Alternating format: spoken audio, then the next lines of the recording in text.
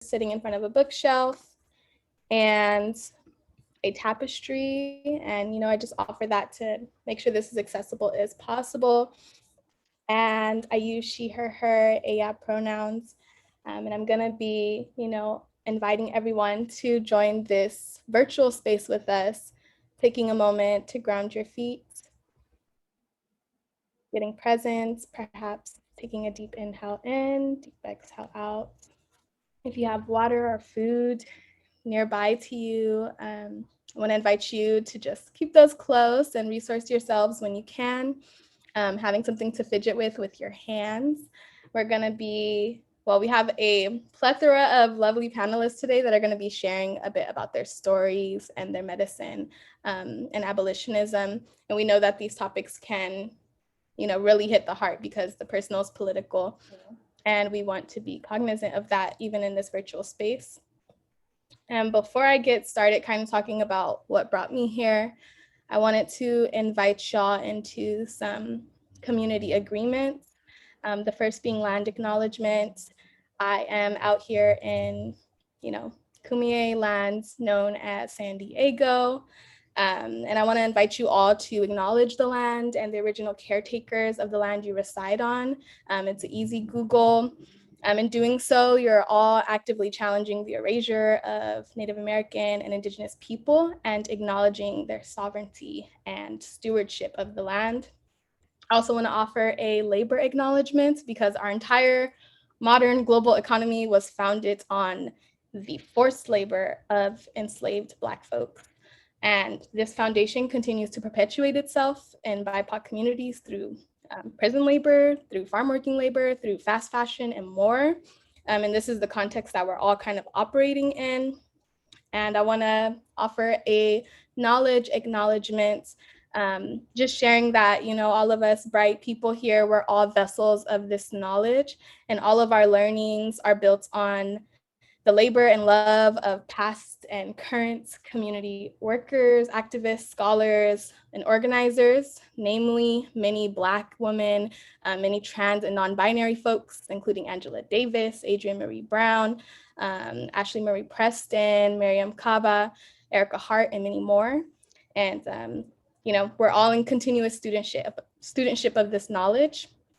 And then I want to offer that, this conversation is a free-flowing conversation. It might get messy, and I want to invite y'all to lean into the possibilities and remain responsible to yourself and community, taking care of yourself, taking care of others, and listen actively and value imagination over scarcity. I know that capitalism is so deeply ingrained in us that it's hard to imagine another world, but that's what we're going to be talking about in this next couple of hours. And I'm a first generation college graduate from an institution in UCF. No, I almost said it, an institution in LA that we're not going to name here.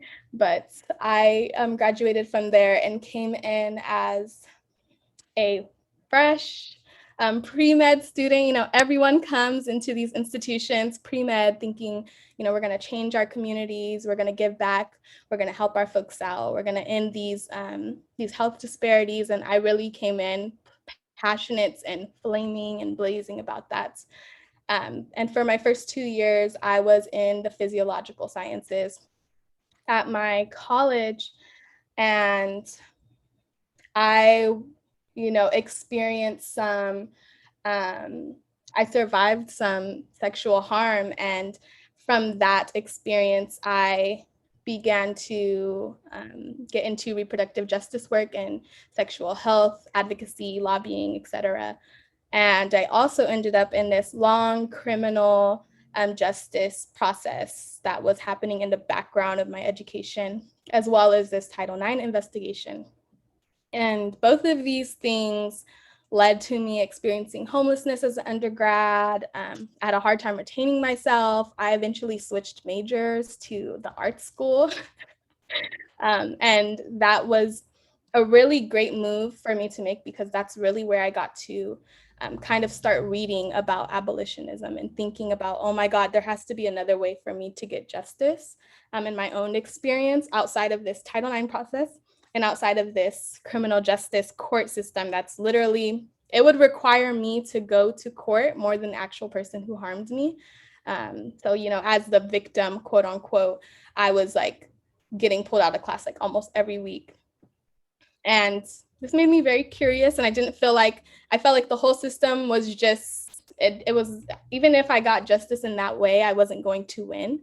No, because nobody wins when you're like putting someone behind bars potentially. And that was something that was hard for me to come to terms with and kind of decolonize my own thinking around what justice looks like for myself and my community, because my fight and struggle felt so much more um, it felt like it wasn't just my fight. It felt like it was the fight of, you know, Black women everywhere and anyone who's ever survived harm on campus. I was just wanting to be that person. And it really led me into, again, this reproductive justice and sexual health education and lobbying work, which got me into birth work. And I currently have on some scrubs because I just left out of clinicals. Now I'm a student midwife, and I work in a birth center that mostly serves Black folks here in San Diego County, as well as refugees, immigrants, like anybody that's low income on that spectrum. We provide midwifery care and reproductive health care. And I had to kind of make a decision when I graduated into this pandemic. I kind of have been seeing this pandemic as a portal, right? It's not the end. It's like we're going through this era to get to something else. And I think a lot of us are starting to reimagine ourselves outside of these institutions, outside of these medical models. For me, it was really imagining myself outside of this medical model and imagining myself surviving academia and like, how can I redistribute the resources that I was having access to as a first generation college student, first generation college grad, and really give those back to my community. So after I graduated, I moved back to San Diego, and that's what I've been doing since. I've also been just, I mean, you know, out in these streets and really advocating for my community to have access to resources, specifically food. There's huge food apartheid in San Diego. And, you know, none of this would have happened. None of this work that I'm doing in birth justice, reproductive justice, and sexual health would have happened unless I kind of went through and was harmed by the criminal justice system and really got to see intricately how harmful it is and how there's really no justice in it for anyone involved. And that really has just kind of percolated into every area of my life and thinking about what are the possibilities in this space and in this context, and trying to work outside of the system. And, you know, Audre Lorde says the master's tools won't take down their house. So I'm always trying to think about how to, you know, turn back to our traditions, turn back to our knowledge, turn back to our medicine, and start there rather than using these tools and these institutions to try to take them down, because that has not been successful. And yeah, that's just a little bit of my story and where I'm coming from joining this group of panelists. And I want to just open the floor and invite y'all to come in and introduce yourselves if you feel called to. I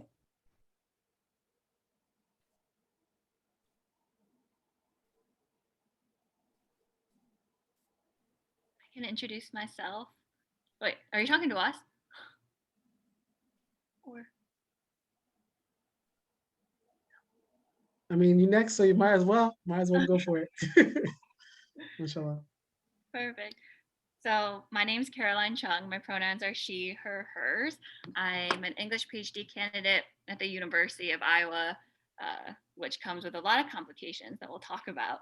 But I am a light-skinned East Asian woman. I have long, kind of messy black hair right now, and I'm wearing a white shirt with earrings that my students say give off Among Us vibes. I'm not cool enough to know what that means, but Okay, so I just wanted to start. Are we all taking turns with introducing ourselves, or should I just go? Take turns? I think you should jump into it. Okay, let's do it. Okay, so I'm just really honored and excited to be here sharing this space with everyone. I really went back and forth so many times on like what I wanted to talk about today. I thought about like how the model minority myth reinforces the prison industrial complex, or teaching as an abolitionist in prisons, which definitely I have a lot of thoughts about, as I've been teaching at a prison for the past 5-6 years. So when I heard who we'd be talking to and who I'd be with today, I really did just kind of settle on a general kind of maybe introductory topic of just abolitionist teaching, as Dr. Bettina Love talks about. So I'll just share my screen and we can get into it. And I also want to mention that I do have kind of a more like interactive workshop kind of plan set out today, but I don't want anyone to feel pressured to join, because I know a lot of the topics we'll be going over will bring up different feelings and experiences, memories in us, and I don't, you don't have to lean into it too much today, especially when it's Friday. So I did want to start though and let anyone who's participating today introduce yourself in the chat, putting your name and your role in the community and just what brought you to the panel today. And then we'll get started for other stuff. Okay. So first, just talking about abolitionist teaching in general, I wanted to quickly go over these brief definitions of, and casual maybe, definitions of abolition and teaching, where we have abolition as actions toward a movement that free people from white supremacy and other forms of oppression, and then teaching as a process of attending to people's needs, experiences, feelings, and making specific interventions to help them learn or unlearn particular things. So I hope that from looking at these definitions, we can start to reflect that no matter what our role or official role is in our community, or what we're getting hopefully paid to do in different areas of the world, that we still can all, we have an important part to play in the abolition movement and abolitionist teaching itself. So Dr. Bettina Love is really an foundational abolitionist, especially when it comes to abolitionist teaching specifically. Dr. Love defines abolitionist teaching as the myriad ways people engage in practices that resist white supremacy in the education system and society, and engage in practices that could be used to establish, or that do establish, new systems that create a new playing field for BIPOC students and educate all students for a more democratic society. So it's really this focus on how white supremacy operates in our education systems that we'll be grappling with more later in this talk. Okay, and to boil that down, it means that we have to completely reimagine our school and universities as a construct. So completely reimagine how education works while always prioritizing marginalized communities. It also means that we do not become indoctrinated into a culture of harm. And obviously universities and these institutions have made a business and profit out of indoctrinating us into cultures of harm. We also need to remove punitive measures, disciplinary approaches, police and policing practices, both in our universities and in our larger society and world. Must dismantle systems that benefit some people. So that means for white, wealthy people, if they're serious about abolition, they will be destroying the systems that they benefit from every single day. And that work, has to be intentional and take risks in that way. Okay, we also have to develop a politics of care where we refuse to oppress each other, and then also teach about Black joy, resistance, love, and brilliance, as so many, Black and brown people have said, narrative after narrative of pain or brutality or violence, especially without naming what is causing that pain or violence, is just dehumanization itself and more, just more violence. Okay, so then that all gets us to this idea of academic violence specifically, as we're all in the institution, navigating it in different ways. So I have these two quotes here, one from Dr. Love again, where she says, education is one of the primary tools used to maintain white supremacy and anti-immigrant hate. So as we're specifically looking at the ways carceral logics, prison, and police are all deployed in our society, one of the primary institutions where they're deployed is actually education systems themselves, and that a lot of BIPOC children, the first time for many of them, they experience police and policing practices in schools as some of the first interactions with them. And then this quote from Queen Kate on Twitter, who says, we really need to talk about how in academia, students of color are expected to listen to violent rhetoric from their peers and are used as pawns for educating white students and aren't given the proper support and services to cope with the culture of these classrooms. So then that really gets us into this next slide that I'll bring up, which I don't bring up this next slide that's coming to overwhelm us in any way, but just to hold us accountable to what we need to abolish, and then also, hold us, make our movement intentional, what we're focusing our fight and our struggle against. So we have this on the left, what will be academic violence, and certainly not an exhaustive list, but we have, just this practice of illegitimate authority throughout universities. We have whiteness being centered and weaponized, where conversations, power is always focused and hoarded by white students or white professors, and white students' growth or self-improvement is typically prioritized over BIPOC safety or protection. We have punishment and punitive methods in academia, tone policing and tokenism, perfunctory attempts at DEI that just make the institution of academia appear to be diverse while continuing, as it continues to harm and violate and, fail to protect BIPOC. And, these DEI initiatives are also often led by white people, and then those white people are more concerned with their own comfort and egos than actually doing the radical work that we need for transformation. And then we have, as very common in my field of in the humanities and in English literature specifically, but Black suffering being monetized and BIPOC traumas being used as lessons, or using BIPOC life for raw data, material, or just clout.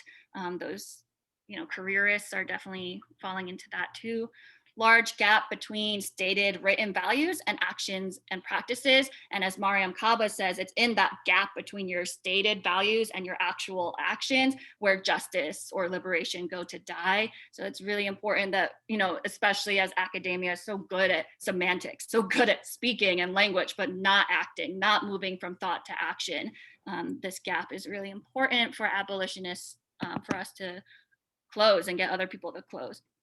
Okay, and then this complicity in the reproduction of inequity. So it's really important for all of us to recognize how all of these and more that aren't listed here reproduce inequity and violence. And we just really have to think robustly about how education has been this major historical site of oppression and antagonism and anti-Black violence, and that these systems reproduce themselves over time.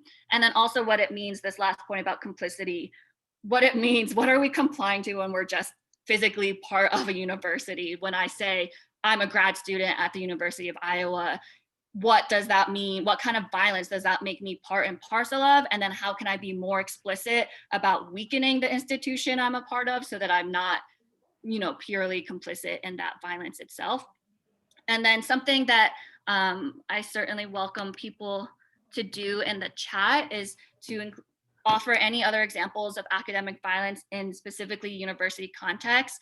And if you're comfortable, I feel like we have a pretty people of color and BIPOC space, but you can also put an asterisk next to it if you are of those communities. And I only say that as an option. You don't have to, no pressure, but just so we can amplify the voices of people who are most impacted by academic violence. Yeah, we have philosophy professors gaslighting you for an hour straight. yeah, that I just read about the NYU philosophy professors basically like shutting down the labor strike going there in really gross ways. Yeah, this fairness bias for sure, that my friend Elena Carter taught me about the fairness bias as a term, but yeah, that they want to see all sides, even if the other side is violence. Yeah, the devil does not need an advocate, exactly.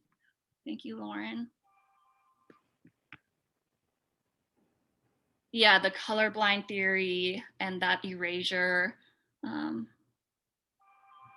presenting racism through an objective lens as if we can disagree on it, definitely, and just the idea that race and racism, specifically racism, is this theoretical concept we can all just sit and debate about as if it doesn't impact people's actual lived experiences and bodies and existence. Yeah. False sense of urgency that and work up. Yeah, that's actually really important. We'll get up to that too. Unpaid student workers. Yeah. The university, there's no such thing. Also, when people say DEI work, there's no such thing as equity in the university. So that is just immediately not possible because it operates off of unpaid labor or, you know, barely paid labor. These are all great. So let's get to some abolitionism, some our paths to liberation. So in abolitionist teaching or abolitionist learning, our goals are tethered to freedom dreams. And that is really following the work of Robin Kelley, who talks about freedom dreams.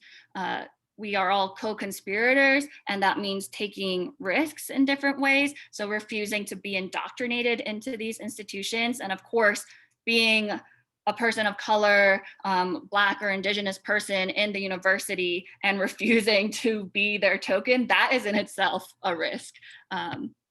Centering the injustices of our own school and our own community when we're taking action. Promoting justice, healing, joy, and liberation for all Black, Brown, and Indigenous folks. And then this one I think can be like our ultimate praxis is prohibiting violence from entering our communities. So knowing that our communities, our people are not necessarily who we're with in the university, but making sure that the work the university is doing that often exploits and violates our communities, that we stop that violence from entering since we are in this institution. And that can be like shepherding resources, stealing resources from the university, moving it to the community, all of that. Making yourself organizable and weakening the university or the system that we're in. And that can honestly just be BIPOC being vocal and validated and heard about academic violence, that hashtag Black in the Ivory that was going around too, and giving, amplifying that, organizing for colleagues and students who have been wronged by university policies, getting cops off campus, questioning and removing grading practices, so many things, teaching and learning about what the state doesn't want you to, such as, Black history, Black freedom fighters, all of that, counter-revolutionary tactics by the state, all of that can weaken the university that we're in. Okay, so what I want to do quickly is, hopefully quickly, I don't know, is this activity, maybe, activity might be a generous word, but just going over from Tima Okan's white supremacy culture, the kind of ways that the institution of educational institutions themselves try to indoctrinate us into white supremacist culture. And all of these are examples of white supremacist culture that are especially prominent in universities and in sites of education. So these are exactly what Dr. Love and Tima Okan, who wrote this article, these are exactly what we want to remove from the institutions around us, but also from ourselves, because in many ways we as people of color can still internalize white supremacist culture, especially when we're trying to navigate the university. So we have transactional goals. I'll just quickly go over some of these transactional goals, where the idea is that you can only reach a goal if someone does something for you first, and then if someone does something for you, you can then do something for them. And this is often why people don't make racial equity trainings mandatory. And then, sorry, my dog. And then we have overworking as the unstated norm. And all of these, of course, harm and exploit the labor of BIPOC more so than anyone else, really, where we have an overworking as the unstated norm, BIPOC being expected to be superheroes, basically, and do intellectual, emotional labor, teaching white classmates in respectful or civil, in quotes, ways. And then if you take one day off from that, then they call you lazy or ungrateful. Individualism, of course, then leads to, a lot of people not citing Black women, a lot of people not citing the people of color, the Black people, the brown people who have created these ideas and works and done this labor, because you think you have to be the one to do it. It also obviously means you're not accountable if you're doing this alone and not in a community with others. No one's holding you accountable. And we all mess up in this work. So we need accountability and community. White saviorism and paternalism. So obviously tokenizing and objectifying BIPOC while also demanding gratitude from BIPOC, and that weaponization of gratitude really being something the university does in uniquely violent ways. And then also this like egotistical whiteness centering itself. So controlling BIPOC oppression and controlling BIPOC freedom. So just a mentality of control in white saviorism, selective urgency, which people have mentioned, either or binary thinking, and that can really look like a multitude of things, but divide and conquer tactics for sure amongst communities of color. And then we have, sorry, all this stuff is in the way, power hoarding, so conversations that are dominated by white people or prioritizing white voices as experts, defensiveness and right to personal comfort. And in this defense and right to comfort, where white people don't want to ever talk about race or racism or white supremacy specifically, then they also don't hold the difference between making someone uncomfortable and making someone feel unsafe. And we need to know that difference, and we need white people to know that difference between discomfort and feeling unsafe. Fear of open conflict, obviously leading to tone policing BIPOC students and BIPOC people in the room, and then perfectionism. So one thing that I would love is, I don't think we can do stamping or annotating in webinar, but if you all are, whoever's comfortable and wants to put in the chat the forms of white supremacy culture that you've witnessed the most in the university you're in, then yeah, we can start with that. And I know it might be a lot. Fear of open conflict, for sure. Lots of individualism and defensiveness. Yeah, the individualism just being part of our neoliberal society in general. And defensiveness, yeah. White saviorism and power hoarding. Interesting. Yeah, reproductive justice orgs centering white women. Tokenizing gatekeeping is huge. Yes, thank you, Carlos. That should be on here. Invalidated me for these are also so important. In the interest of time, I'm going to keep going, but please keep going in the chat if you like. So to end, I just want us to get to, so we've discussed all these aspects of academic violence and white supremacy culture that we need to refuse and remove in the institutions around us, but like I said, also within ourselves too. And so what we also want to get to, though, because abolition is refusal and it is dismantling, but it's also generative and it's also about imagining and creating. So I also want to think together about what our freedom dreams, as Kelly, gets us to talk about, what our freedom dreams for education is, what our freedom dreams for educational sites are, where we could have classrooms where people, regardless of age, are able to come in and be their full selves, not having to lose or deny any element of your culture or identity to achieve success, a meaningful and radical education that pushes us towards social justice, both in and outside of the classroom, an education that actually fosters community and rest and joy. And then also this idea that education is happening in so many other spaces in much more ethical and equitable ways than what we get in the university, where education looks like mutual aid projects and zines distributed on buses, and community garden practices or skill sharing within community spaces. And that specifically going against the gatekeeping that someone mentioned in the chat, indigenous knowledge and repatriation of land, Black resistance and revolution, conversations between elders, youth empowerment, etc. So what can we start building or imagining or creating today to try to, model this education or this kind of education? And I don't want to take up too much time with this last thing, because I want to be respectful of everyone else on the panel.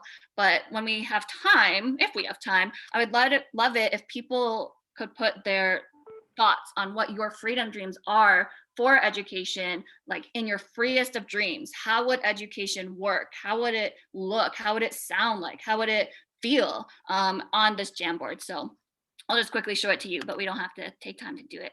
And I will send you the link because that's important.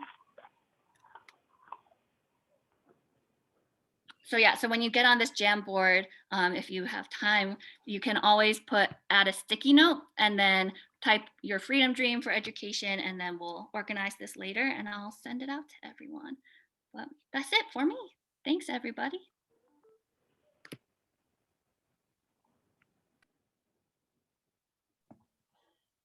Good stuff, good stuff. Am I next? Do I just jump in? Is that what we're doing? Yeah. Okay. Yes, Mashallah. So hi everyone. I'm Mase III, Mase or Mase for short. I use he, him as pronouns.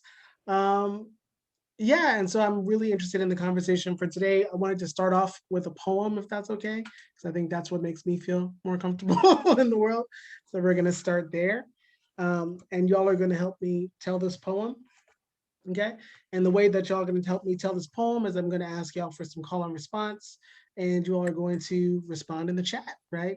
Anyone that is on the panelist side, if you want to, you can vocalize it if you would like, you can, if you don't want to do the chat or you don't want to do it vocally, you can say it to yourself or sign it to yourself or do whatever you need to do, and I'll feel your energy through the screen and we'll just go from there, okay?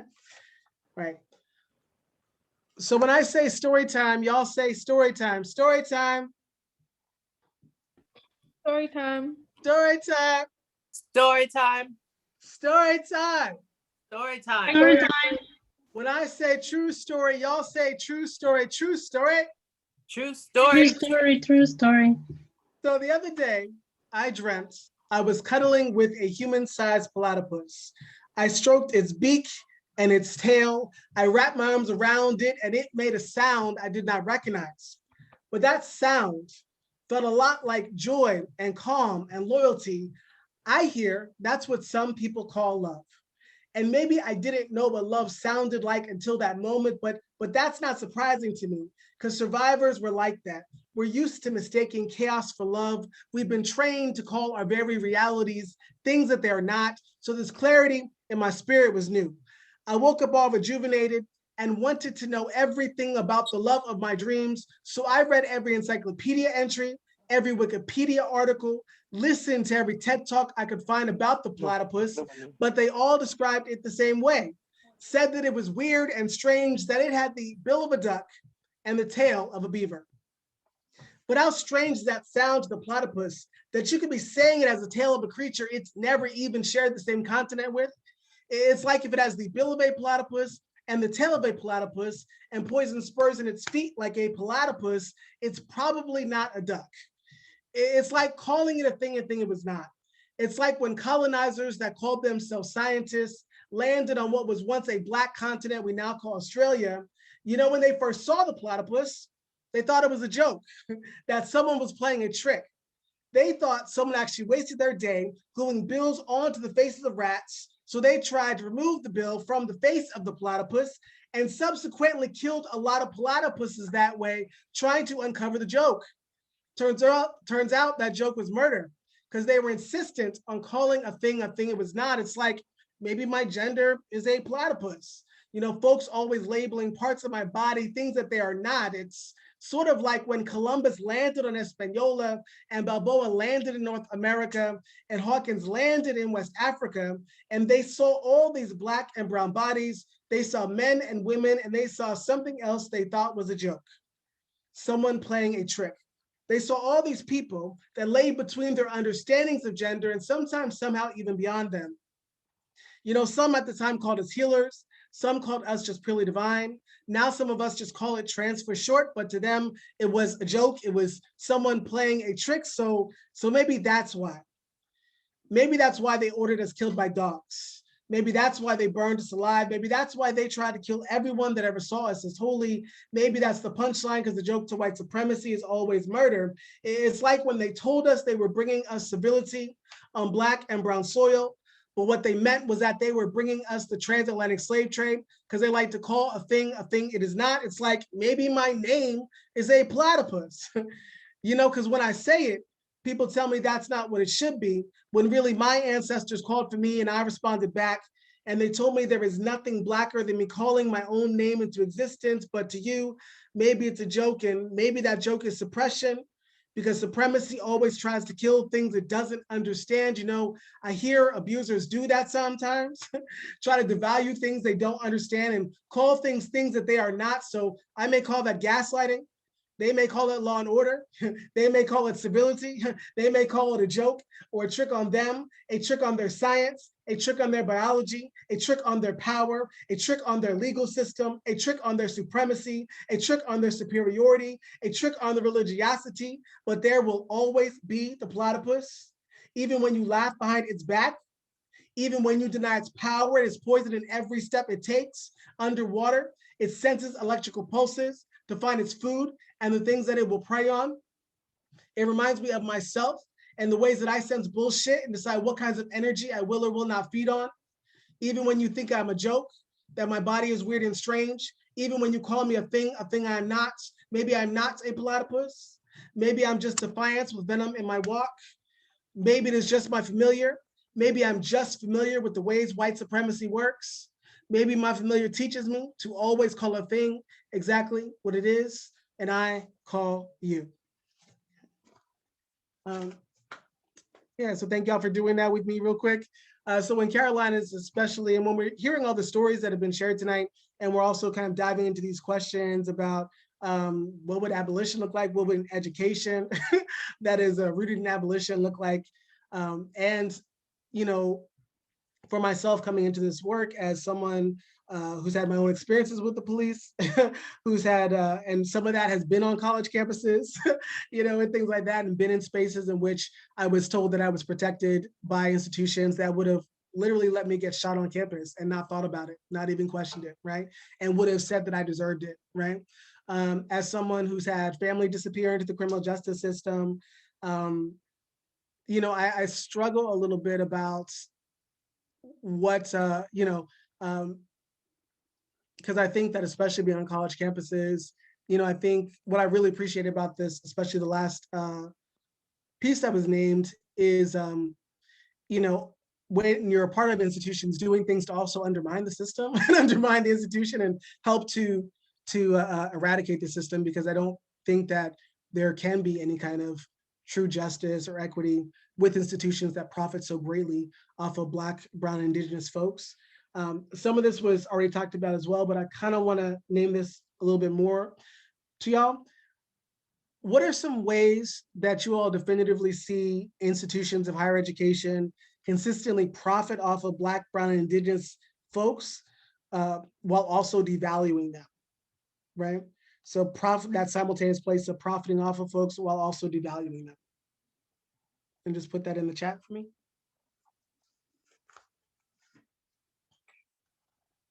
Sometimes when I'm waiting for answers, I like to do the Jeopardy song. I don't know, people. Edxi, was that just like you flicking your hair? You're like, no, don't do the Jeopardy song.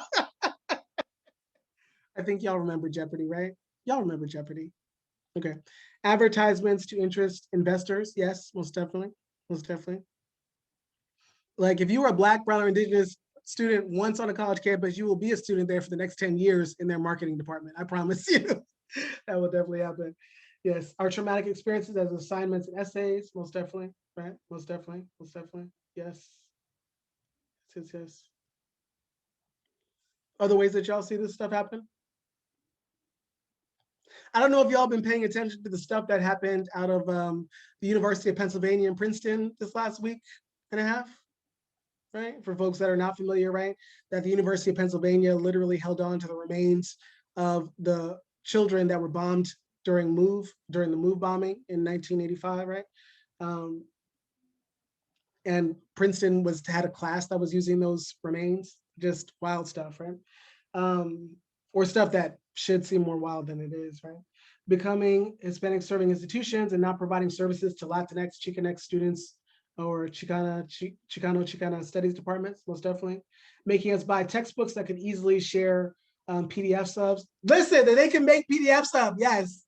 I actually saw a professor this week and was like, hey, this is my whole syllabus. These are all the books here on the internet for free, right? And I wish more folks did that. And because institutions are really just made up all of us, right? So like we can actually choose. An institution can stop doing something at any moment because the people inside the institution can refuse to do it, right? And can refuse to participate in that system or that way of being, right?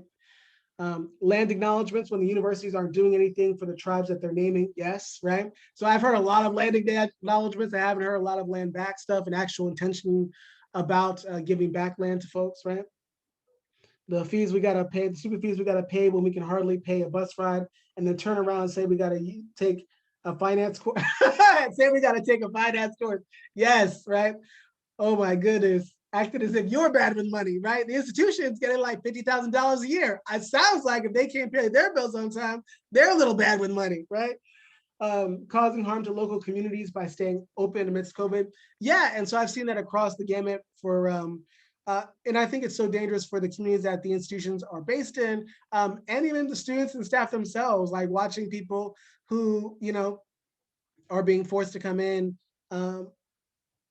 to participate, knowing that we're literally in a global pandemic. Honestly, I don't even know that we should be at school. I don't know that school should be happening right now. I think that we should actually be learning some other skills because clearly there's some gaps in our understanding, right? I don't know about y'all, but I'm really interested in farming right now. I'm really interested in learning how to build stuff because like whatever systems we have right now are not serving us during this pandemic. So we are learning the wrong things. I feel like I have a whole degree that I'm like, what did I do with this? Like, what am I doing with this degree? Right? Getting students to do research for the institution and then they don't even action the recommendations, right? So what I love are the committees that pop up. I love a good committee, like a DEI committee that pops up and you've been sitting on it for 4 years as a staff person or a faculty person or a student, and you just be giving up all these ideas, putting your heart and soul into them. And the president or the institution or the administrators are just gonna say, well, that's a really great idea. We'll put this on our 10-year plan. They're never going to get to that 10-year plan because that 10-year plan is going to run out and they're going to renew it.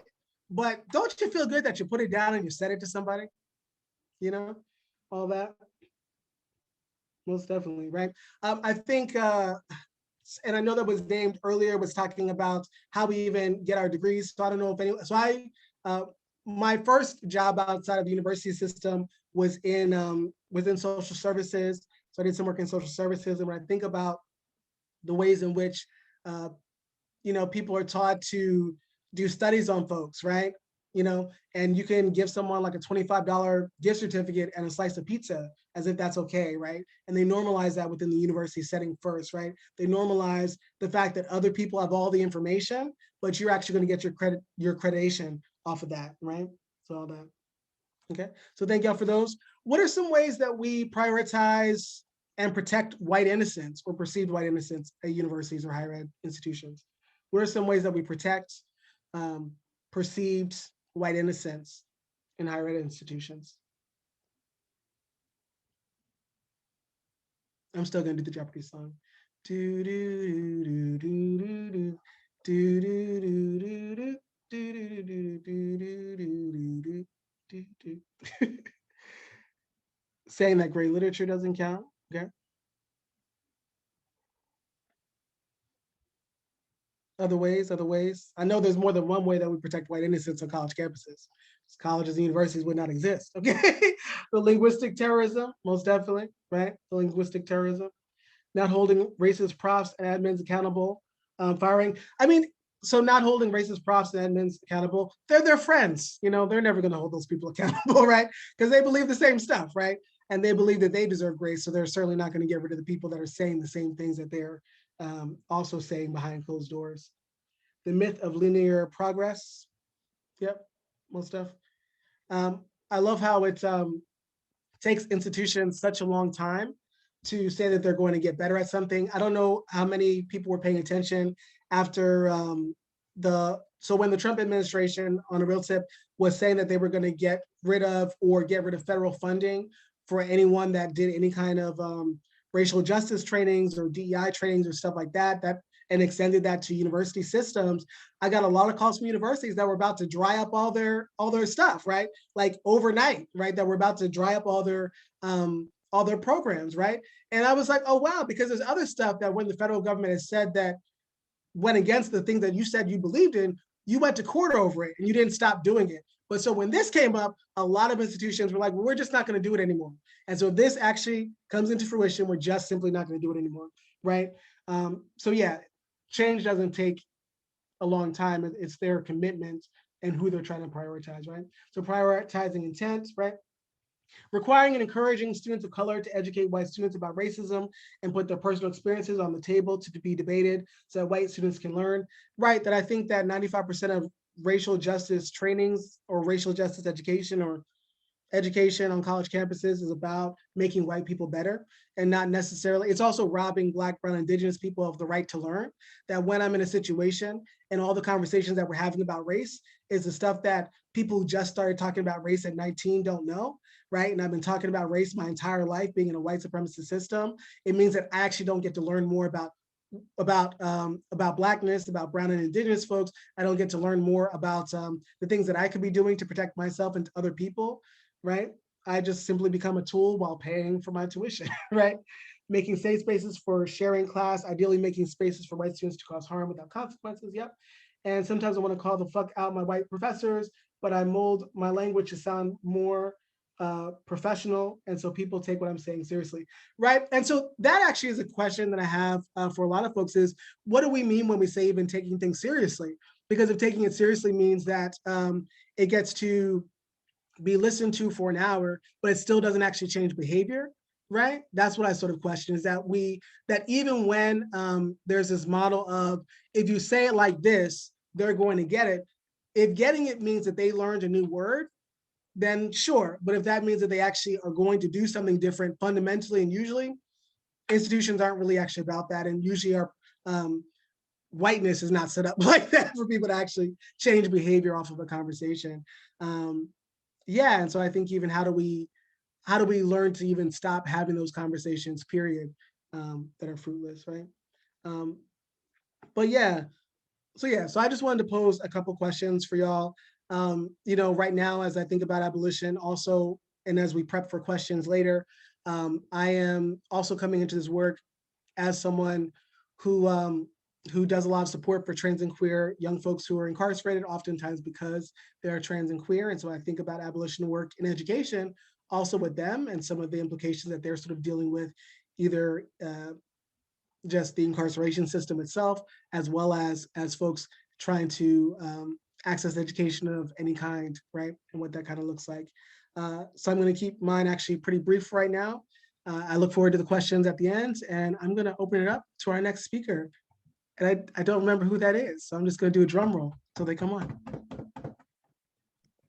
I think that actually that would be me. Yes. So I'm going to share the screen because I have a lot to say about this, and English is not my first language. So I want to make sure that I follow my thoughts in Spanish while I simultaneously translate. You should be able now to see a PowerPoint presentation. Can you let me know if you see it? Can you confirm, please? Do I have to? I don't think I can see everybody. Can somebody confirm with audio? Yeah. Okay. Yeah. Okay. Great. So, okay. First of all, I want to say my name last.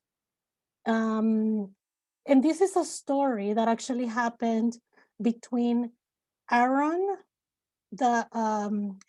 Montenegro who is organizing today's event, because when he originally reached out, and when I replied, and he replied back, he only said, hello, sí, comma.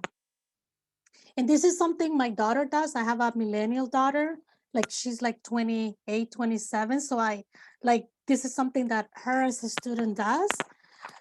And then for me, saying my name out loud is political because of where I come from. Saying my name has nothing to do with capitalist way of accumulation. My name is not in a title of a land. I'm not a trust baby. I don't have a lot of money. So I know that my name is not imprinted in the way that capitalism appreciates remembering names. With all of the Black, Indigenous, and women of color that continue to be killed every single day without us remembering their name. And in the US, because I imagine that most of you are in the US, I was born, I'm descendant of the Lenca people from El Salvador, between northern El Salvador and Honduras. And so this week, so when Aaron, when I replied to Aaron, I said, Aaron, please, next time that you write to me, please address me either by Dr. Rodriguez or by Clelia. I don't care about the title, but I just want to be acknowledged. And that, it has nothing to do with academia.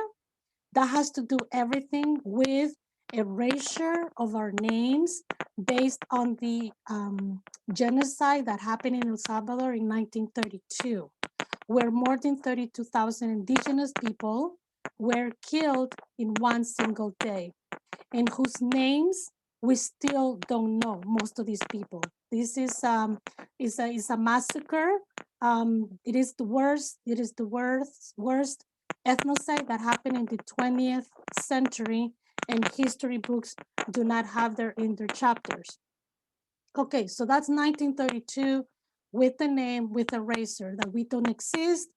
In El Salvador, also Black people have been completely erased. It was established in the Constitution that literally Black people did not exist in El Salvador.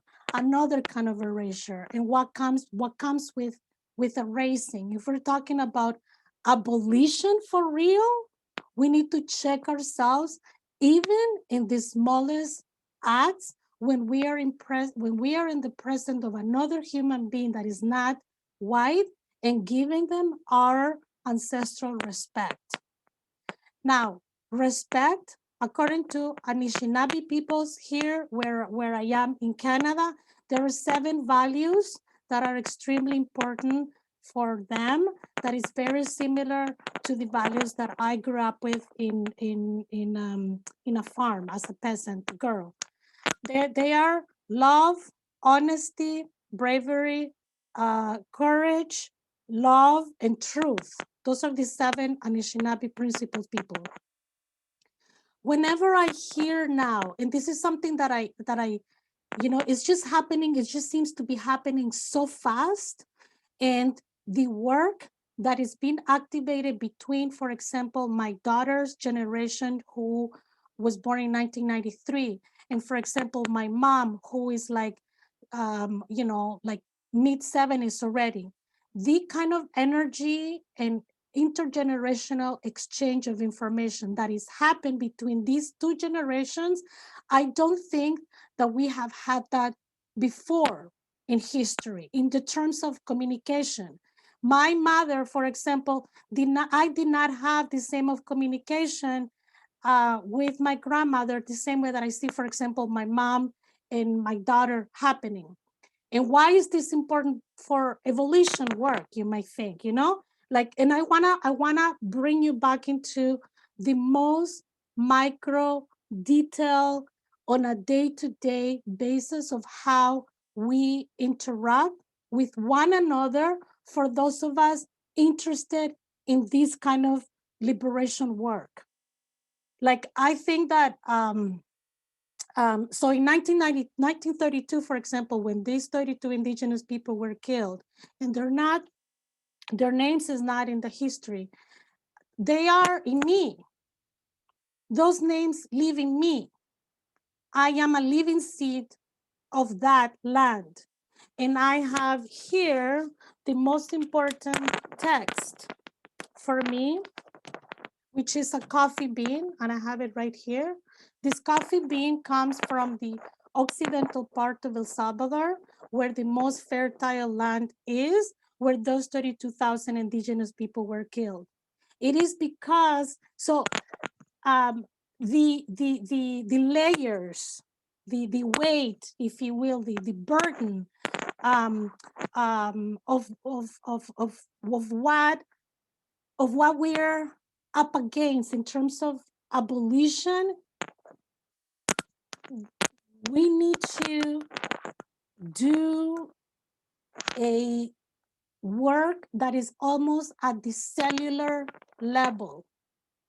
And what I mean at the cellular level is this.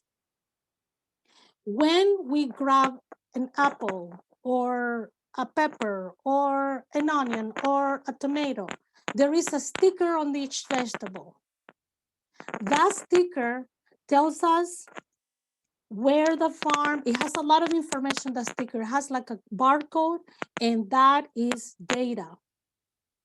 What we consume in terms of the vegetable and the food, how we create or how we foment, I don't know if that is the word, how we foster this idea of abolition at the most cellular, individual, anonymous space when no one is watching, is how we interact with that particular tomato when it's right in front of us, knowing the amount of water that it has taken to produce that tomato, the sweat, and all of these sacrifices and the extreme exploitation of one particular peasant that raised that particular tomato. If we're not even doing that in our own spaces when no one is watching, then we're just a bunch of hypocrites. And we're just doing a lot of talking. Abolition, the way that I don't even have like the language, the rhetoric, the terminology to describe it. I don't work with definitions or like data or numbers or things like that, because I am a walking library and I'm an ancestor in the making, and I already have that information. Like there's not even one single day that I don't drink a cup of coffee that I don't recall all those names. Do I wish that I had that in me? No. Like that's it. I think that's the reason why I like to drink wine, because I don't have any emotional burden with wine. Like, or I discover, my daughter helped, I hate the word discover, but my daughter helped me discover last year edibles to cope. And I was like, she's like, Mom, where have you been? Like, and this week, it's the trial for another massacre that happened in 1981 when I was 5 years old in El Salvador, near a place where I lived, the Mozote massacre. Then at the same time, that's another land, like where the bones were there, and identify the archives in Latin America. I'm going to specifically refer to El Salvador because it's what I know and it's my pain. And thinking about this week, when I was watching Unicorn Riot, when they were doing the protest in the University of Pennsylvania about those bones, and then I was thinking about abolition, and then I was preparing a syllabus for next week. And between the interaction of the emails back and forth between the school administrator, specifically giving me shit because there was a line about plagiarism that was missing from the syllabus. while I was like simultaneously listening to the trial of the massacre in the Mozote, while I was drinking coffee and thinking about those forgotten names, and while I was watching Unicorn Riot, while simultaneously dealing with the students' concerns because they're about to kill themselves.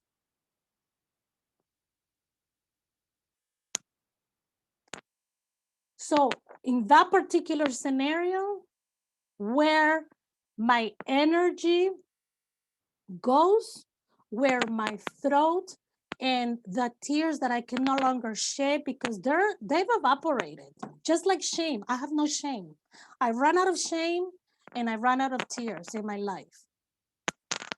And in that particular moment, when we are simultaneously dealing with all of these complexities, it is truly silence in that sacred conversation from a place of respect as per the Anishinaabe principles that I get to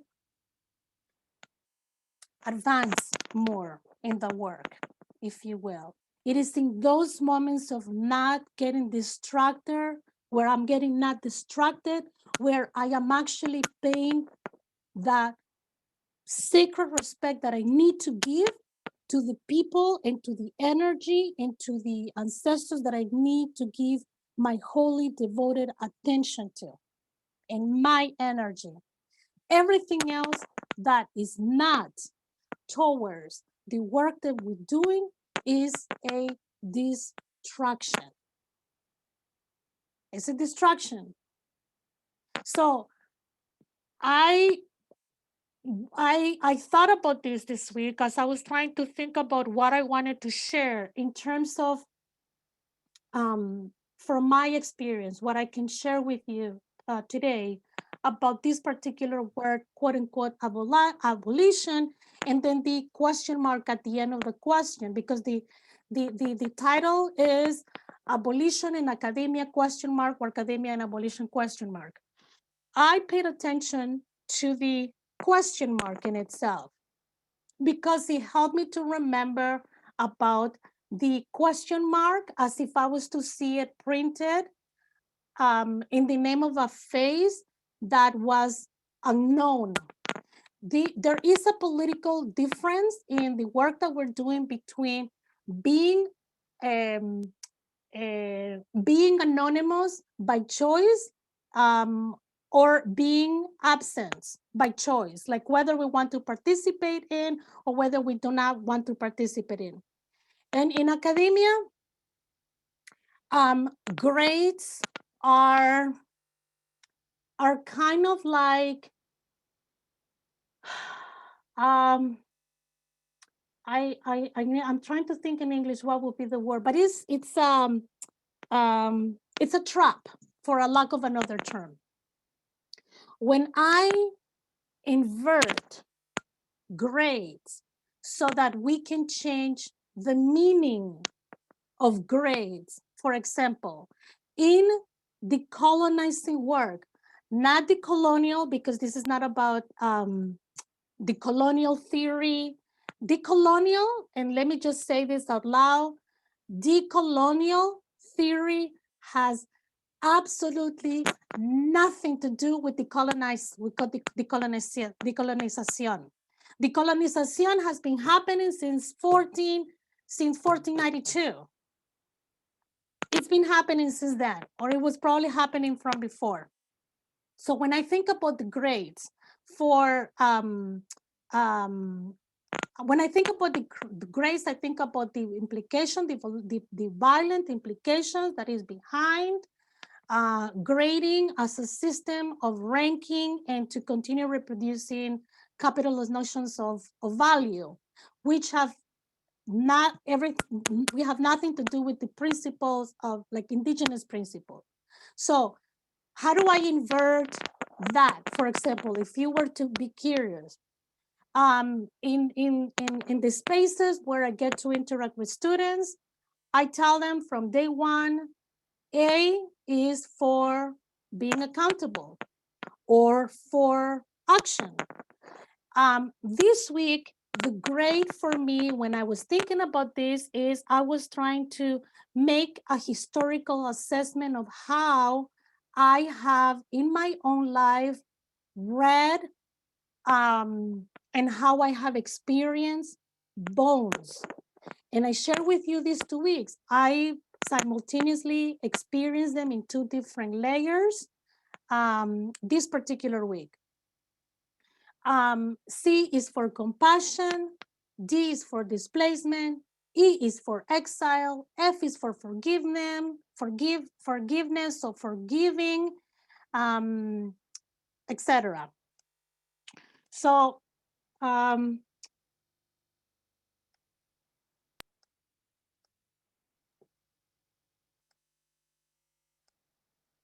in the name of research,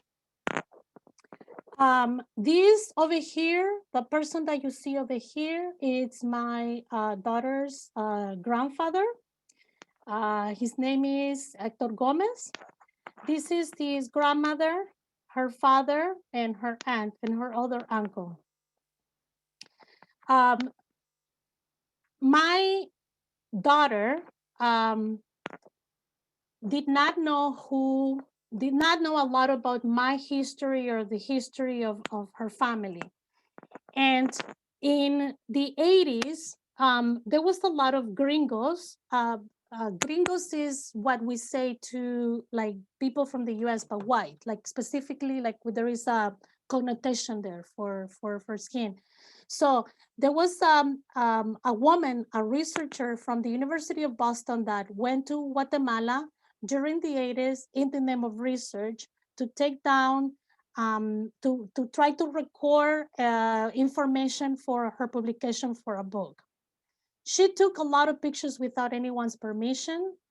Those pictures ended up in the internet, and that is how my daughter got to meet her grandfather for the first time.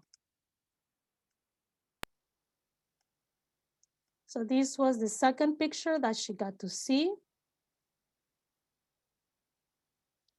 So he was in a union. He mobilized peasants to defend the right to education, health, and better social services.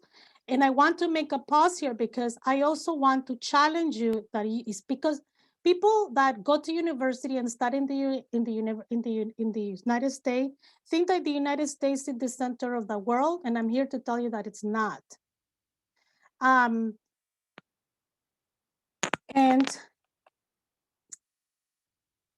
in places like El Salvador, people are still, our own families are still disappear because they fought so that we could liberate ourselves from oppression through education. Most of these peasants and most of these leaders were indigenous leaders themselves. And I think that's something that I want to emphasize. Now, when my daughter saw this picture for the first time, besides the shock and the crying, you can just imagine, etc., it was her turn. She grew up. It was her turn to go to university. And at the university, she did not have anyone that looked like her, nor anyone that was interested in doing collective memory, history, pain, and trauma work. So for her own, not want to say for her own abolition, but maybe liberation, for a lack of a better term, she decided to interpret it into her own hands through an intergenerational understanding of sitting one-on-one with a lot of heavy histories and trying to make sense of them.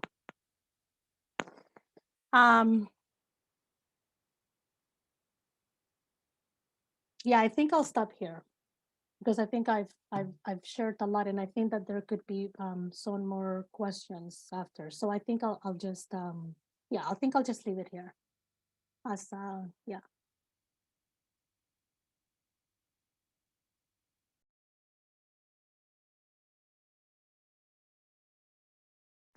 Oh wait, my name is Clelia Rodriguez.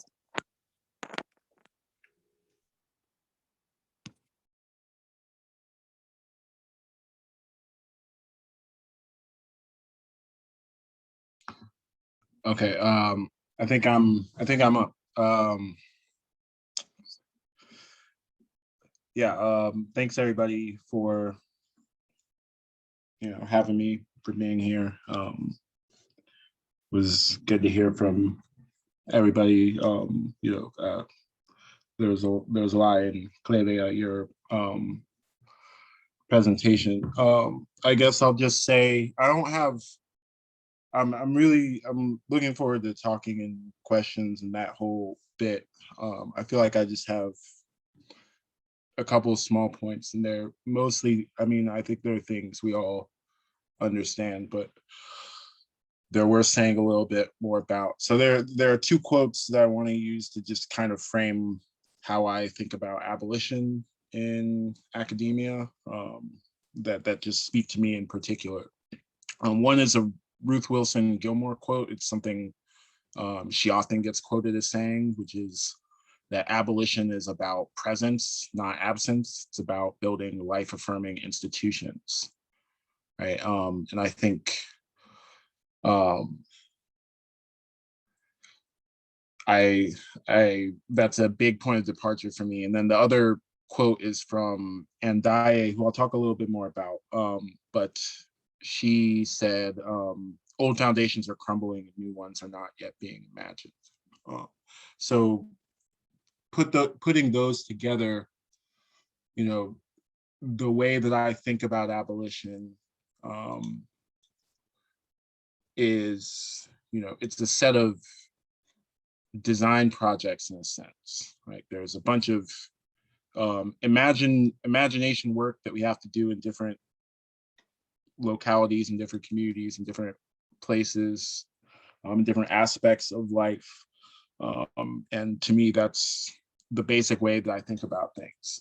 And the backdrop, the background that gets me to think about abolition is climate crisis and what's happening there, and not so much climate crisis in terms of sea level or temperature. I mean, those things are important, but I think climate crisis in terms of politically how institutions have been responding and how they will respond, right? So I think we have social orders in a lot of the world, most of the world, that are pretty much cemented by police violence, of one kind or other, whether it's the official state police, whether it's military, whether it's intelligence, etc. And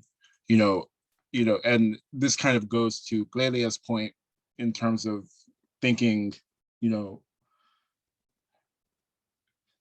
a way that doesn't make the US the center of the world. I mean, when the uprisings were going on here last summer after the murders of Tony McDade and Breonna Taylor and George Floyd, things were jumping off a lot of places because a lot of places have policing like this. Nigeria had, where my family is from, we had the End SARS protests.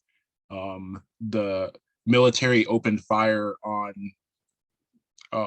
with live ammunition on Nigerians who were singing the national anthem in order to defend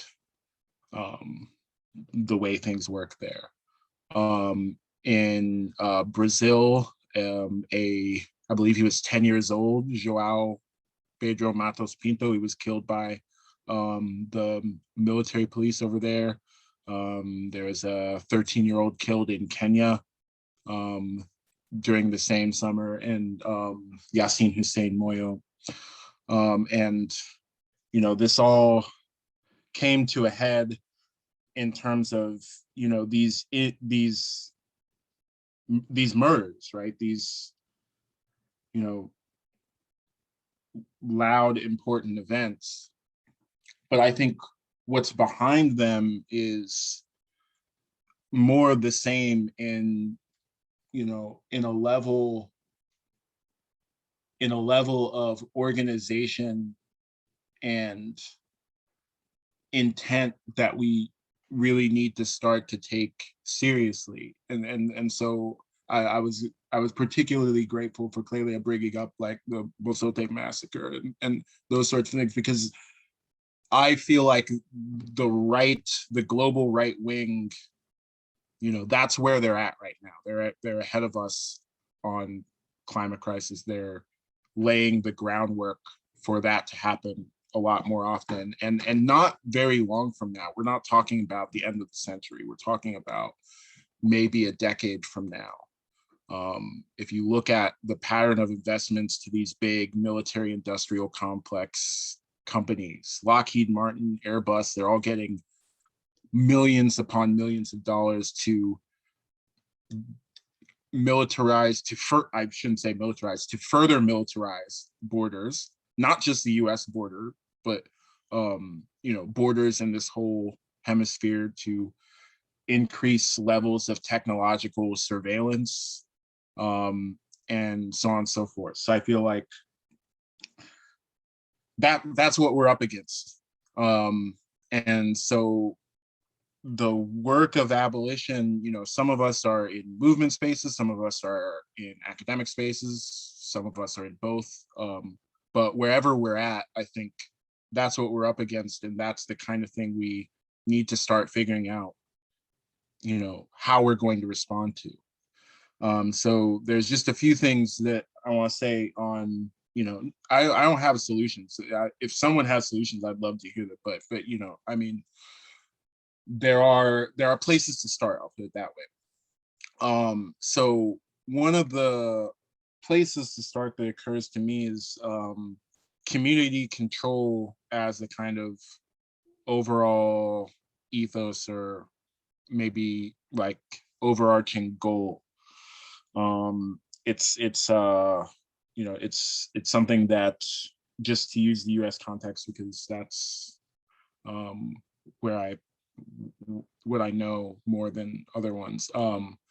But it was, you know, community control over land and housing was something that Black people did after the Civil War, during the Reconstruction era, to try to, you know, to try to fight white supremacy in the forms that it existed in the South.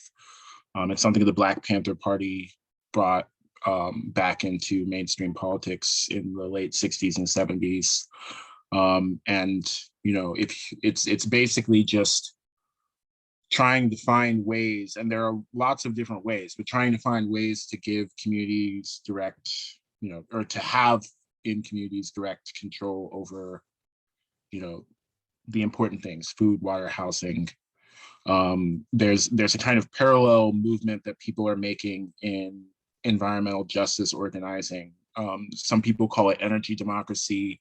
In New York, there's a campaign for public power, so public ownership over utilities. I think, you know, there's a lot to figure out, but that kind of thing seems like something we should pour some attention into and resources into if we can. You know, there's a lot to figure out culture-wise. There's a lot to figure out, you know, planning-wise. There's a lot to figure out just in terms of, you know, what works in, you know, what works in the Mississippi Delta isn't going to work in like Inland Empire, and that's fine. That's good even, but you know, we have to be figuring out what people are up for, what and what people are, you know, what's going to work in different places for different people under different circumstances, and that's going to involve a lot of people, you know, starting to have these conversations, starting to build out starting to build out this kind of skill sharing networks, mutual aid networks, all those kinds of things are going to be I think, necessary if we're going to sustain any of these kinds of solutions. And we really need to, wherever we're at, I think this idea of having, cross-border solidarity in a serious way is going to be pretty important.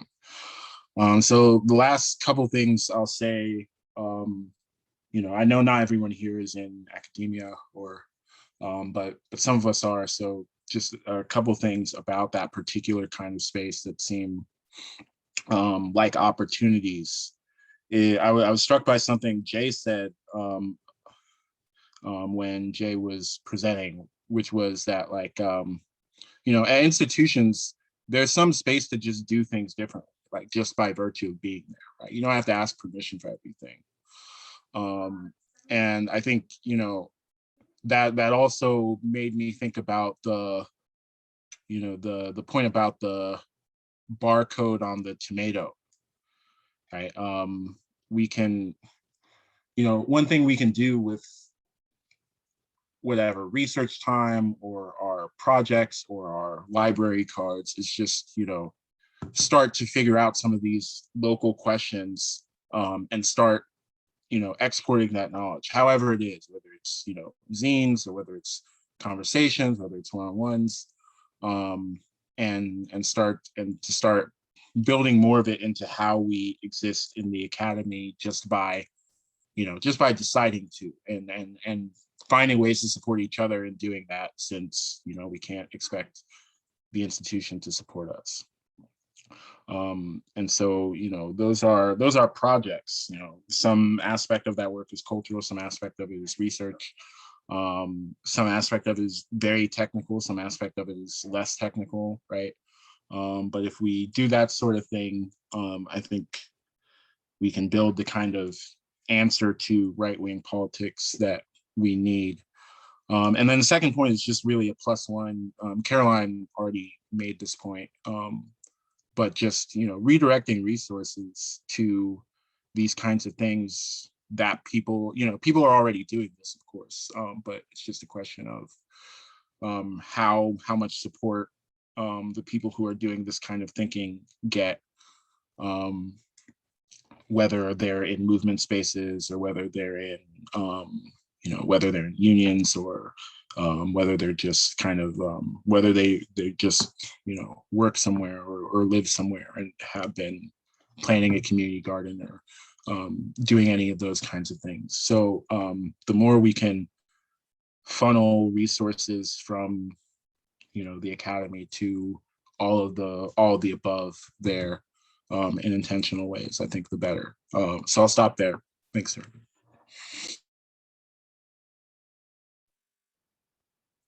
Okay, Itamakoko, Nixocoax. Hi, I'm edxi. Good evening, friends and relatives. I just want to say a little bit about my, I guess some of why I'm here, or I guess just background on some things regarding how I got into the position that I am. I identify as a Afro-Indigenous Filipinx trans femme, and I have been doing organizing work for the last decade, and starting, with a lot of mutual aid kind of food programs and cop watch, and just like a mutual aid in general, and with the help of comrades and friends like Mase or even Femi and Aron, a lot of appreciating them and how they have sustained in their positions within the academy, how they have actually sustained not only my life, but also my work. And through that sustenance, some people caught whiff of some of my work. And I was recently, just this past year, made the first artist in residence at the Colorado College's Feminist and Gender Studies program by way of the head of the program, Heidi Lewis. And I say all that to say that I didn't go to college. I didn't graduate high school. I'm terrible at reading. I'm bad at homework. I feel like I am neurodivergent in that I'm very long-winded in my explanation and processing sometimes. So I just want to highlight that when Heidi Lewis offered me the position at Colorado College, I didn't believe her. I was like, is this a trap? Like, are you lying? Like, I didn't believe her initially because none of the things that I was saying, I thought were reflected within the college. Like, I wasn't really seeing it. And I guess the unbelievability came from the kind of credentials that are often necessary for those particular positions. So I think, you know, relative to Caroline's first point, our first PowerPoint regarding like power hoarding, I just wanted to touch up on a little of like how, my positioning in the college is actually a reflection of that dismissal and refusal of the credentials necessary to get there. And people who work within the academy, like many of y'all do, you need to find ways to not prioritize people with said scholastic aptitude or experience, but with lived holistic experience. Like they wanted somebody that was trans, either Black or Indigenous, and they were like, oh, this is a perfect person for this. And they also didn't want anyone with any like formal training.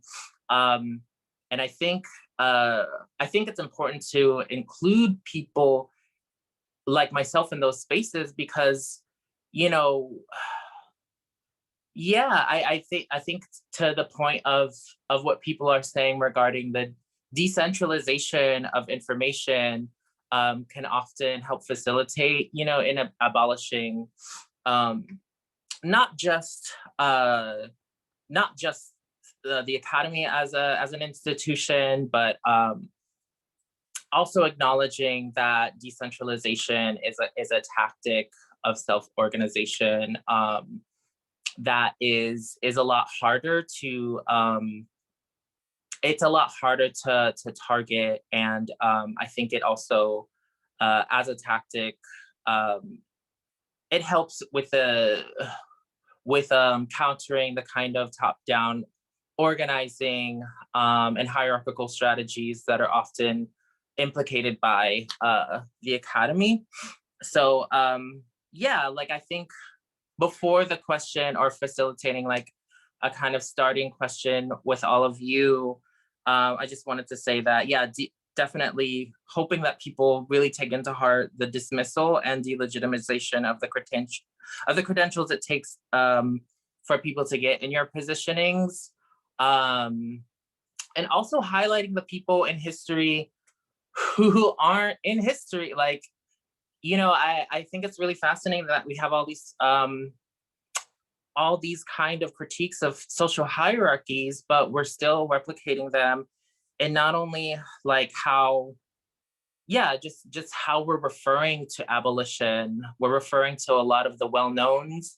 And, you know, like I think everyday people, I think of my ancestors, I think of slaves when I think of like them not having like an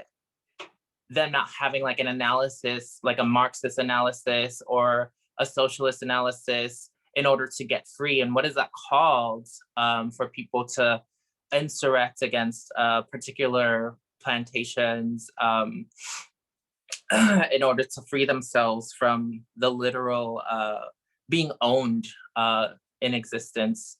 So I also, you know, just want to also affirm ideas of reappropriating resources, but also just straight up stealing from these damn academies and these damn institutions that have stolen so much from our lives, our relatives, our world making, our world building, our imagination even, and acknowledging that the academy does have to end, considering that a lot of Indigenous people do consider these as indoctrination mills. And I was in a really great panel the other day where someone was talking about like for me personally, like I'm not as, I'm affiliated to the academy now, but I still want to move in between, the academy and movement spaces. So how do I affirm more of these movement spaces without reifying just what is called, just these kind of hierarchical norms that the academy props up. And that's a really hard endeavor to make, as people who also might be sustained by some of these really heinous institutions. But what really stuck with me at the panel was someone saying that there is no in and out of empire. And so, taking these kinds of like ideas that like there's ways we can like operate outside the empire or what have you, but we're always kind of situated in it. It kind of depends on like the frameworks of how we move. And then if we aren't literally stealing and reappropriating resources, then find other ways to what I call decroot people from the institution, because it's not only killing people, but it's also like reinvesting into specific like extractive industries that kind of are terrorizing the world.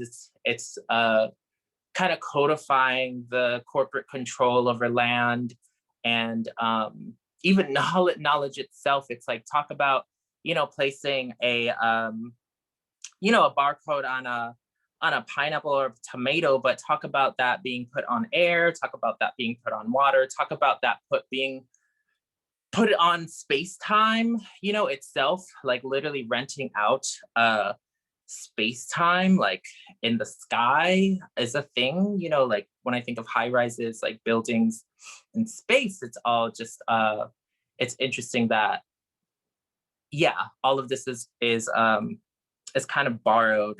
But I guess for the first question that I want to the first question I wanted to ask people was, and hoping that it can like foment a kind of a larger conversation, is where do we go? Like, how do we actually actively what are ways you're getting resources to movements that are actually working towards the goal of abolition and or the goal of abolishing even the academy that you're working for? And are you interested in the kind of, with nonprofits, I think it's easy to get trapped in how they work, because often your position in the nonprofit is dependent on the problem continuing. So how do you not reinforce those logics within the academy? And that's the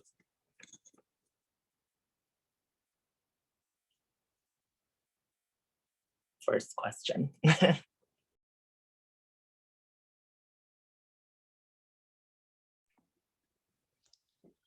I'll say if nobody else has an immediate thought. The thing that comes up for me is, after a while, I'll speak just for myself. Like, I got burnt out and I couldn't stay within just university systems or nonprofit systems. So I found a way to sustain myself by, like I still take money from those systems, in order to work as an independent worker. And so I think a lot of my efforts are about collaborating with other people who work outside those systems and trying to divert resources to them. So it's a lot of me also working with institutions and being like, do you not know where your money should go? Like, let me show you some ways that you can actually get rid of these resources and put them in the hands of Black, Brown, and Indigenous folks directly, and people that are doing the work on the ground.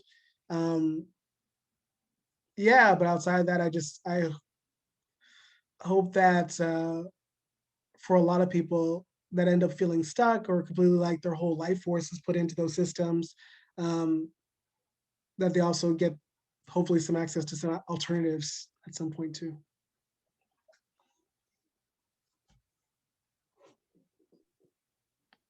Yeah, and I'll add and say that when I've quote unquote won funds from different institutions or research funds or whatever it is, I just give that all of that directly to mutual aid projects from that the community is working on, whether it's food relief or the local like Iowa Freedom Riders, etc. Just trying to find where are community organizers and how can I just give them the money that I'm getting from the institutions. So yeah.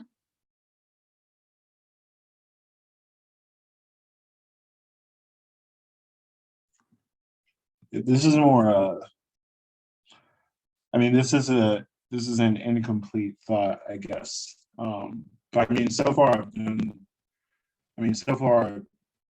I haven't gotten further than the kind of thing that Jay and Caroline said just now. But one thing I was thinking about was what people did in Flint.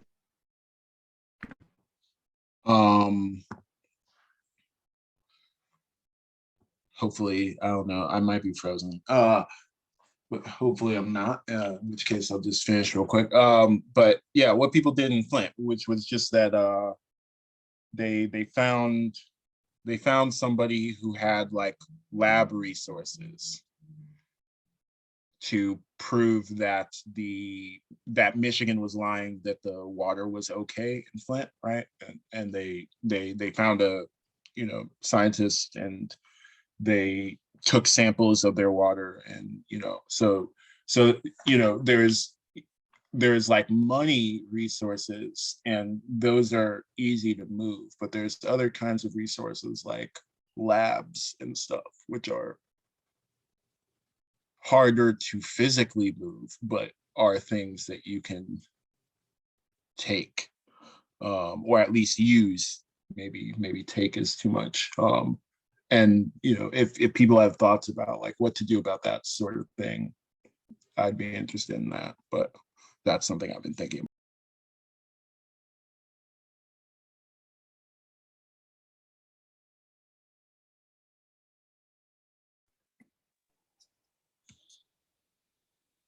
Yeah, I could jump in. I know I'm not a presenter, but yeah, my name is Aaron, and I help kind of put this together. First and foremost, I'd like to, apologize to Dr. Clelia Rodriguez, Yo no te lo dije para ponerte en el spot, era para ejemplo. Yeah, no, I totally understand. No, and it's definitely a learning experience, and something for me is like how to be in these institutions, like how do we not internalize this, this ethic, this work ethic. We're overwhelmed with this work, and it's just la la la la la. So how do we take care of ourselves first and foremost, not let them, run us thin, and so I think there's a lot, as students or, organizers or, both people who work in and out of these spaces. I feel like, yeah, it's our role for being conscious going in, knowing that these are contested grounds, that these are settler institutions, that for me, it's like spiritual warfare and actual straight violence against us as people, so knowing that going in first and foremost, and not being like disillusioned by, what this dream that they're trying to sell us, and then when we're in, being like committed, and I think Femi and the undercommons, a group that was at UCLA that kind of laid the example. And I know that we as community stand on shoulders, of giants, of our ancestors, and it's, we're here in this committed together, but understanding even the money that we do get, I mean, it's like, it's blood money, it's the state, it's, how much the universities are invested in the military, and so, how Zionist institutions, these are, so, I mean, it's just knowing that, it's bitter, but like but we know that, we're in these positions. Okay, so what can we do, right? And I think something for me that I want to learn and work on more is, again, not to repeat that, not to be, too informal, treat us as us, first and foremost, not, and, and not let these, these titles get to us, not let, any of it. So, but I do feel like in these positions, we are committed, and willing to do this. So there's groups like the Underground Scholars who helped put this together as well, our formerly incarcerated students. We're all across the UCs, but again, not trying to be disillusioned. It's not this, it's an end all be all coming to the university, So yeah, I just leave it there, but I'm just very grateful for this space, and hopefully this, can help generate other students or organizers to kind of seek whatever resources are available and redistribute them. Make sure to go to like mutual aid, folks work outside of the institutions, and support those who are in, Black, Indigenous people of color within these spaces, who these are battlegrounds for us, and it's our own narratives on our own terms. So I thank, Dr. Clelia, Caroline, Olufemi, Mase, and Aaliyah and edxi, everyone here, for just doing the work that you're doing, so we find a way that we can best continue this together. So again, just much appreciation.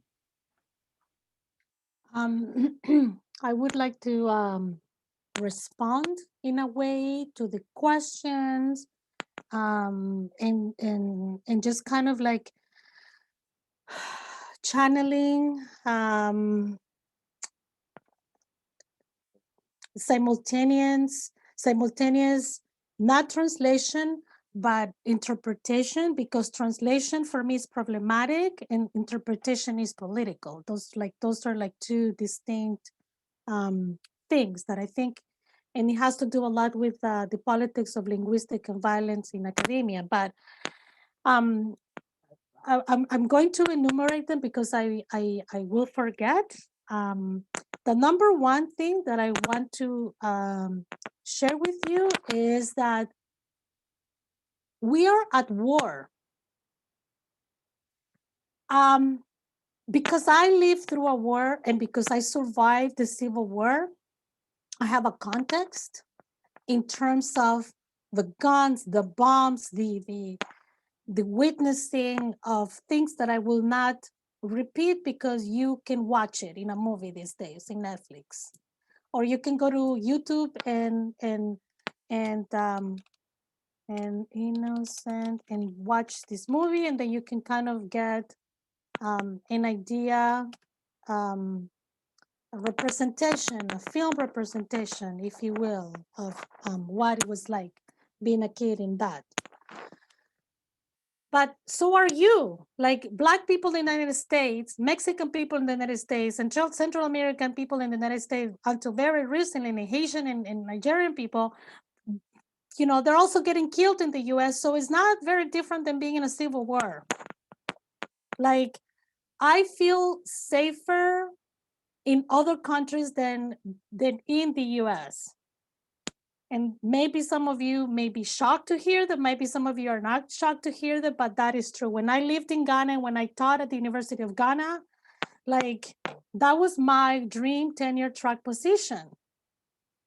And when I finished my PhD, and this is the fucked up double thing that we have, this double, I don't want to say consciousness, because I think that consciousness is more real, this double optical illusion, fantasy of indoctrination, like especially people that lived in the US, about this, so quote unquote, the American dream. Okay, the American dream coexisting and co-living with civil war kind of scenarios, it doesn't happen. So we are at war, and the faster that we assimilate that, and that we know that we have to be ready for a battle, like in the middle of the night, the faster that we process that, I think that I don't want to say the happier we will live, but the faster that we will walk on, not on shells anymore. Because I think that there seems to me that among students, particularly graduate students and people in like their early careers, so people that leave academia, it's like they think that academia is gonna give us the place that we deserve. I have no idea where people get this from. Like it's kind of like me trying to convince my mom that Catholicism, everything that like the Catholic Church has done. Like my mom is never going to be able to like 100% accept that. Like she's already with that thinking, with that cultural thing. So it's extremely important I am a big advocate of divorce. Like I think divorce is like one of the best inventions of the 19th century. And I think that we need to divorce ourselves culturally from the super fucked up capitalist society that particularly raised people in the US. And when I mean people in the US, I don't just mean like white people. I mean like, for example, like a lot of, and I will talk again about Salvadorian people because it's what I know. I could talk about Canadian people and like all of a sudden be an expert of Canada because I've lived here since 1990. Maybe I should start putting that in my CV too, to market myself more. But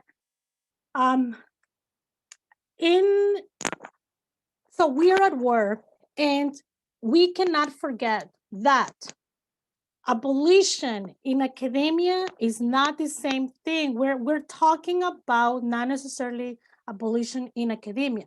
We're talking about abolition in our own homes. We're talking about abolition with our own like fucked up brothers or uncles or like great grandparents that abused us sexually, that raped us, or like that abolition needs to happen.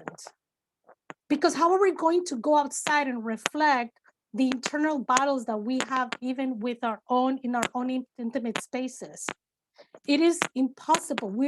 It's like trying to, I think that approaching that we're just gonna get rid of academia is not the approach, in my opinion, because that's always going to exist. Like it's been there for thousands of years, and it serves a financial and military purpose. You mentioned it, Aaron, like it's a military machine. Like there's no way in terms of like strength and strategic and tactics, etc. So the abolition in itself is not only towards academia, but I think that it has to be always put into the context of our own spaces, of our own places, of our own relationships, our most immediate relationships, in any kind of like a sphere of our life. Because I think that if we only target, for example, academia as the place that we need to abolish, then we start interpreting other super fucked up relationships that we have with other systems, with other institutions, and we just use them as a distraction and be like, well, let's just create an abolition in this particular place, but not in this other particular place. It needs to be like kind of like towards a whole, it's like a big tsunami wave. It's not just like one crashing wave. And then the second thing that I want to say is that I repeat this all the time, and I've said this to my daughter since she was born. There's no such thing as a safe space. Like, as soon as I see in any academic context, I see safe space, I run. Like, I just run. Like, there's no such thing in a war. We are at war. And in a war, there's no such thing as a safe space, because a bomb you have no idea where the bullet is going to come from. We don't know. It's going to come from like so many different places. And we are getting bombarded all the time. Like, look at what we have just survived just in 1 year. Like, I think that we are like a super powerful aliens or something. Like, who is able, like, look at us, we're still here together thinking as a philosopher about solutions, like trying to come up with solutions, even at everything that we have survived. Like, it's unbelievable. And then the third thing that I want to talk about is that when it comes to abolition, I think we have to be very careful not to center and prioritize and put money like Benjamin Franklin's in the center. It's actually the opposite, because like there seems to be like a rush or like itchiness or like an allergy that as soon as you start talking about abolition and transformational justice or whatever new vogue comes in academy, people are like, oh yeah, we need to look for funding immediately. It's like, yo, relax. Let's go back to the 7 teachings principles that our indigenous people taught us. Like, let's if we're talking about evolution, we need to reconsider those values and center those values, not money. Money should not be at the center of these conversations. Those are just like crutches. You know, when you break your leg, maybe you haven't broken your leg, but when you break your leg, they give you some things to hold on. That is money for me. It's like they help me get up and like, but then once I'm good, I'm like, I'm gonna start twerking and like dancing and like I won't need them. I just like a trampoline, but it should not, because it gets us distracted. And that's exactly what capitalism does to us every single time. As soon as money enters into the conversation, we start competing, we start like rushing for deadlines, we start rushing for like, oh my God, like, and like honestly, this year, I just cannot even, every time in my newsfeed in Facebook, five of my family members have died of COVID this year alone. And every single day, I have to say a condolences to someone.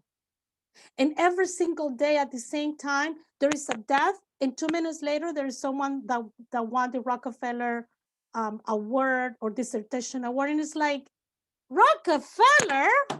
Do you know what the guy did?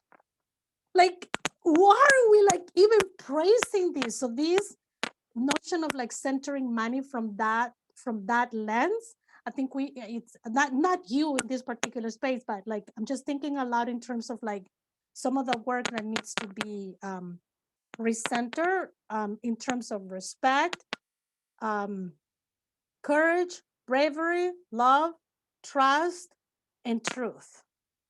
Yeah, and now I have a headache, so I'll stop.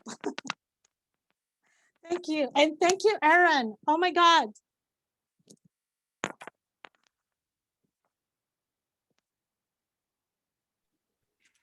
Does anyone, maybe we can take, in the last, I guess, 5 minutes that we do have, maybe we can take some questions from the audience, and anyone can feel free to answer them in our last 5 minutes. I saw the what can decorating at work look like. I don't know if that's code for, I don't know. I think I know what that means, but yeah. Anyone? Someone said recruiting. I'm not sure what context that's in. I think it's in response to that question. Like, it's the same person that asked that question that you just said. Oh, okay.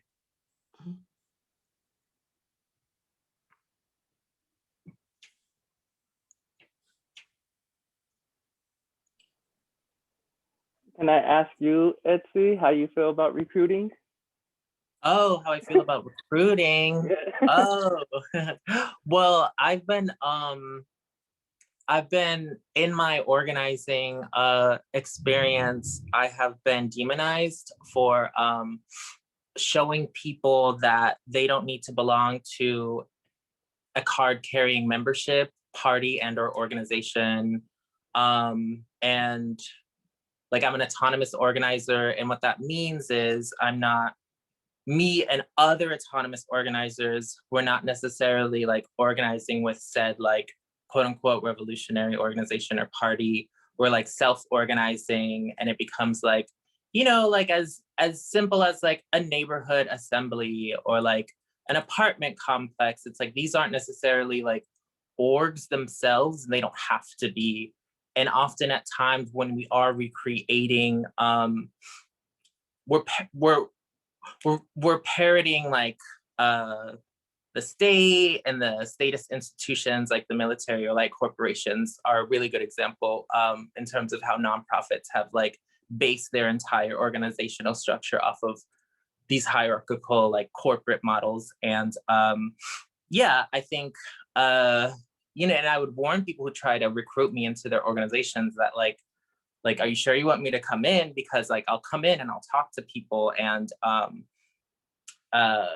you know, like just like get people thinking about what the things they can do that aren't necessarily what's the phrase? You know, it's not regulated by the organization so much as like decentering,